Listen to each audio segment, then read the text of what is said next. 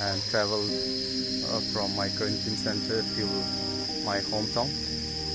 But later there was no other option, so I decided, yeah, maybe this will be my first experience to travel alone in a truck behind. So I thought it will be fine. So I just told my brother, okay, fine.